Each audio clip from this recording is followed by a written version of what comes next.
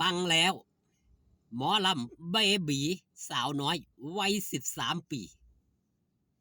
เป็นไผผู้ใดนั่นก่อนอื่นขอกล่าวคำว่าสวัสดีครับผม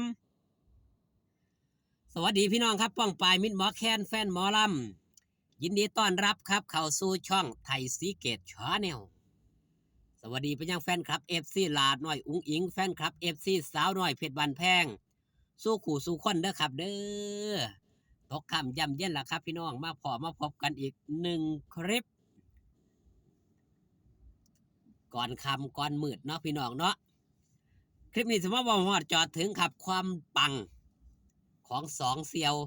เหี่ยวเซบอนตามที่พี่น้องป้องปายมิตรหมอแค้นแฟนหมอลำหลายคนได้ให้ฉายานั่นก็คือน้องหมิวชนทิชาน้องใหม่อนันตยาสาวน้อยเพชรบ้านแพงอยู่ภายใต้สังกัดของสาวน้อยเพชรบ้านแพงสาวน้อยลำเพิ่นโชว์ณปัจจุบันนี้เฮาก็สิได้เห็นว่า2 คนนี่ครับ2 เซียวเงียวซิบอนนี่กำลังเป็นกระแสนิยมเพจชื่อดังครับอีกเพจหนึ่งเพิ่นได้นำออกมาเปิดเผยแบบนี้ครับเรื่องราวมือนี่แล้วครับเพจที่มีชื่อว่าเกาะติดหมอลำดังเพิ่นเอาว่าเปิดเผยแบบนี้ครับเป็นภาพประทับใจที่อบอุ่นและเป็นมงคลมากด้วยการได้รับพรจากผู้ใหญ่ที่เคารพรักการที่น้องวันใหม่อนันตยาและน้องหมิวชนทิชาพร้อมกับทีมงานเข้าไปขอพรจากพ่อติ๋วก่อนเริ่มลุยงานนั้นไม่ใช่แค่เรื่องขวัญและกำลังใจเท่านั้นแต่ยังสะท้อนถึงความกตัญญูและวัฒนธรรมที่งดงามซึ่งพรจากผู้ใหญ่มักจะเป็นเข็มทิศและเป็นพลังบวกที่ทำให้การเดินทางไปสู่หน้างานราบรื่นประสบความสำเร็จที่สุดนี่ครับเป็นภาพนี้เลยครับพี่น้องเป็นภาพนี่ทั้งช่องพ่อการชัยลำเพลินออฟฟิเชียลเนาะเพื่อนได้ลงเอาไว้พี่น้องป่องปลายมิดหมอแค้นแฟนหมอลำก็สิได้เห็นครับความเคลื่อนไหวของ2 เซียวเงียวไซบอนนี่ทางช่องพ่อการชัยมือที่ผ่านมานี่ถือว่าได้รับความนิยมชมชอบมากมายครับแม่นยังพอการใช้ถึงได้เอาน้องวันใหม่เอาน้องมิวนี่ไปนำเพิ่นบ่ได้เอาไปโดยพละการครับบ่ว่าจะน้องวันใหม่น้องมิวแอดมินนี่ถ้าบ่ได้กะรับการอนุมัติจากบอสโจนี่ไปทั้งอื่นบ่ได้เด้ครับต้องได้รับความเห็นชอบจากบอสโจก่อนแม่นหยังจังให้ตามท้ายครับ2 เซียวเงียวเซบอนนี่หลายคนก็สิสงสัยเนื่องจากว่าครับ2 เซียวเงียวเซบอนตอนนี้นี่กำลังเป็นกระแสนิยมกำลังมาครับแสงกำลังมาสปอตไลท์กำลังส่องเข้าหามิดหมอแค้นแฟนหมอลำต่างก็อยากเบิ่งอยากแย่งครับแฟนคลับเอฟซีหลายผู้หลายคนติดตามเบิ่งทั้งช่องพอการใช้นี่มากมายหลายผู้หลายคนครับนั่นคือเหตุผลที่บอสโจเมื่อแสงกำลังมา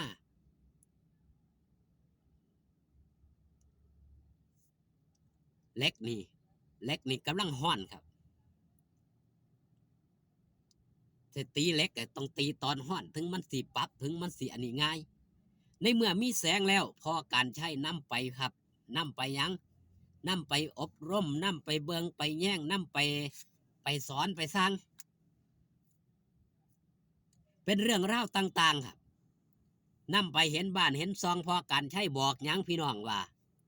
นี่ได้จากการทำงานได้จากการขยันได้จากการต่อสู้อดทนเบิ่งเอาไว้นี่คือความสำเร็จของพ่อนี่เป็นแบบนี้พอเหตุงานนี่พอจังได้แบบนี้ ให้อดทนเอาให้สู้เอาเฮ็ดให้มันได้อย่าสิถอดอย่าสิถอยอุปสรรคต่างๆน่ะมันมีอยู่แล้วถ้าเฮาบ่ถอดใจนี่มันผ่านไปได้แน่นอนเห็นบ่ครับเพราะการใช้เพิ่นนำไปเพิ่นบ่ได้นำไปซื่อๆครับนำไปโปรโมทพร้อม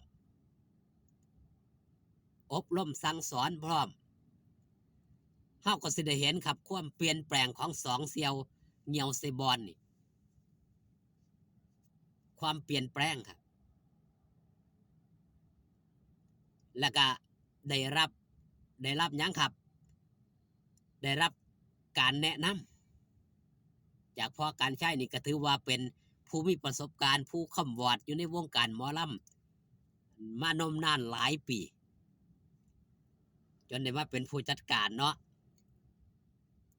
พอมาทางกำอำเภอปรางกู่เพิ่นก็ซักส่วน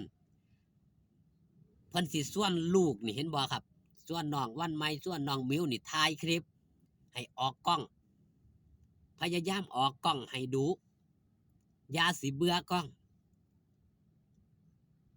มันเป็นหยังครับเพื่อเป็นการโปรโมทเห็นกล้องให้ยกมือไหว้จังสั่นจังสี่เห็นบ่ครับคำแนะนำของเพิ่นมันมีประโยชน์ครับออกทั้งช่องพอการใช้แน่ออกทั้งช่องหลักแน่พี่น้องมิตรหมอแคนแฟนหมอลำก็ได้เห็นทั่วโลกเบิ่งภาพครับสองสีพี่น้องอยู่ทางอำเภอปางกูเนาะนี่เป็นแจบนี่ครับนี่ไปเที่ยวสวนอยู่ในโรงเรียนเพิ่นก็ถือว่าเป็นการจัดสวนเนาะจัดสวนไม้ดอกไม้ประดับนี่เพื่อให้คนไปถ่ายรูปนี่ละสร้างความสวยความงามให้กับโรงเรียน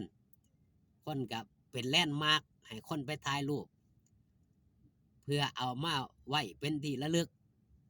เฮาก็สิเห็นสองเสี่ยวที่พอการใช้ส่วนไปครับนี่แบบนี้ครับความสุขของเด็กน้อยผู้หนึ่งก็ซอยกันสนับสนุนครับเพราะว่ากำลังเล็กกำลังน้อยไม่มันบ่แม่นว่าเฮาสิดัดได้เทื่อหนึ่งเทื่อเดียวมันต้องค่อยๆเป็นค่อยๆไปแม่นบ่ครับเด็กน้อยก็เช่นเดียวกันสิให้ดัดให้มันเก่งเทื่อเดียวเลยก็เป็นก็บ่ได้ครับอย่างหลาน้อยอุ้งอิงก็ยังคอยฝึกฝนพัฒนาจังได้มาเป็นปัจจุบันนี้เอาสำหรับคลิปนี้ฝากต้อนเอาไว้แต่เพียงสำนีพี่น้องอยู่ดีมีแห้งขอบคุณที่มาเบิงเด้อครับเด้อพอกันคลิปหน้าสบายดีครับผม